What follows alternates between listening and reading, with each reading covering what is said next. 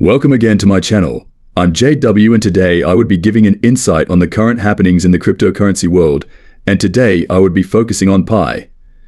Don't forget to like, comment and subscribe to my channel for more update.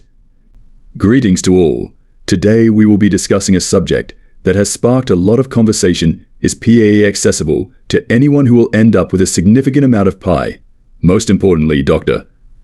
Nicholas recently released a new update regarding the date of the Pi network Mainnet and the reason you should hold at least 1000 PCOIN before Mainnet.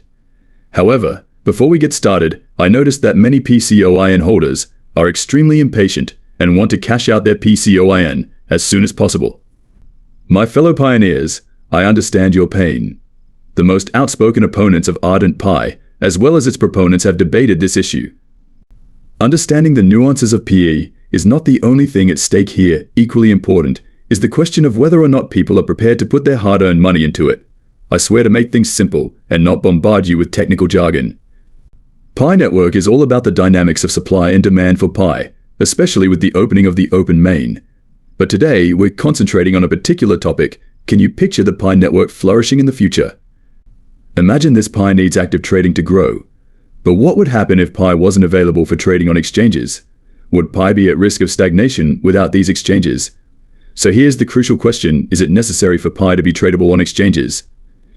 Exchanges, are you among those prepared to take the initiative and boost trade activity on the Pi market?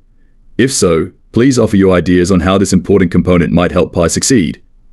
Consider it this way: if you have something that everyone wants but the supply is limited, its value increases dramatically.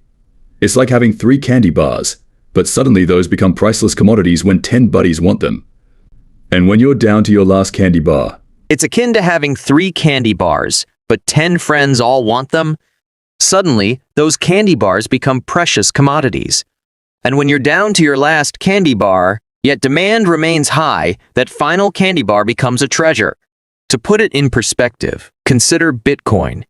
It began with a small group of enthusiasts mining it, and now it's worth thousands of dollars per coin. This exemplifies the power of supply and demand in action. Now, let's start with an elementary economic principle.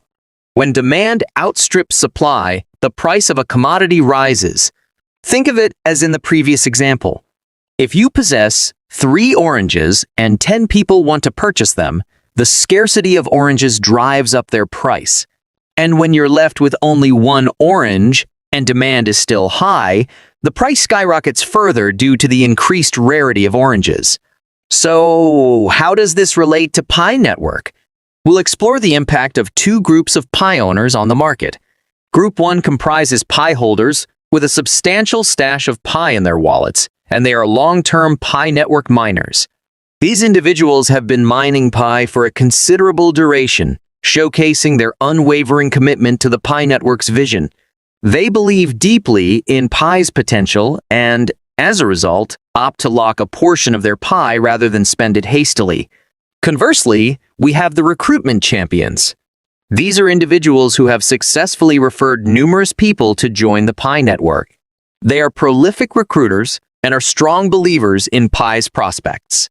They also understand the importance of not hastily spending all their Pi, choosing instead to use the locking mechanism.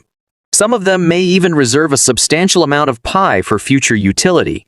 These actions contribute significantly to the growth of the Pi network.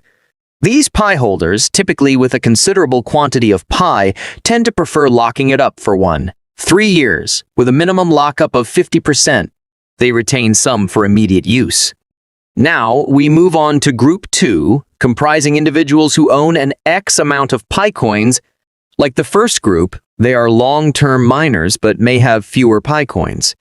Nevertheless, these individuals are devoted Pi network participants. To catch up with others, they choose to lock their Pi for extended periods, often 3 years, with at least 50% in lockup. The third subgroup, the small Pi owners, may not opt to lock their Pi or lock only a small fraction, typically less than 25%. They often prefer shorter lockup periods. Their participation in the Pi network may not be as extensive, primarily driven by financial gain, and may not have a comprehensive understanding of cryptocurrencies or the Pi network. When we analyze the percentages, Approximately 25% of individuals in each group lock up over 50% of their pie for 1-3 years. This implies that roughly 75% of the total pie supply is locked up in the initial stages. Consequently, the circulating pie available on the market remains relatively low, which enhances its scarcity. This mechanism helps reduce the likelihood of a mass sell-off of pie. Furthermore, it ensures there are buyers in the market, which is crucial for maintaining an active and thriving pie marketplace. Can you envision the thriving future of the pie network? Well, I've been a part of the pie mining community, and this detailed exploration of pie network's supply and demand dynamics genuinely piqued my interest. Kudos to the PieCore team for presenting these critical insights in such a comprehensive and understandable manner. See ya later, guys.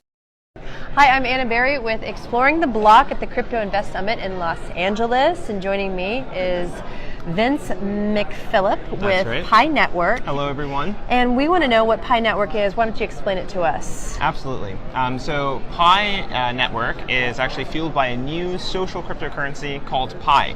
And you can think of Pi as being a version of Bitcoin, but that's been reimagined for everyday people. So we've really kind of boiled cryptocurrency down to something that everyday people can use and have access to. And so like me. Exactly, right? So no mining rigs, no expensive investing, none of that. It's just a basic mobile application that anyone can download from your phone. We're on the Play Store and on the App Store, and you can, start earning pie today. Awesome. Like, let's use me as an example. Okay. I'm a normal everyday person that I don't do too much with crypto. Yeah. How would I do this, and break it down for me? Absolutely. So the basic principle for us was that we needed to be able to allow people to come into crypto from the ground up, right? Not just kind of like buying Bitcoin when it was at 20,000, right? And so what we did is that we created a new way in which you can mine cryptocurrency from a mobile phone. So for you, all you would have to do is go to our website, minepie.com. You download the mobile application. You go through a brief kind of intro and then tap a button and you're basically starting to earn the currency pie. Fantastic. Yeah. All right, so let's give everyone the website one more time. Sure, it's minepie.com. Awesome. Vince, thank you. This Very sounds nice really Yeah. easy and user-friendly. Yes. And important because this is something we should all get on. Yes, crypto for everyday people like you and us. Thank you so much. Okay. Semua rekan-rekan semua pionir Indonesia hari ini di Kopdar Tangsel tanggal 2 Oktober 2022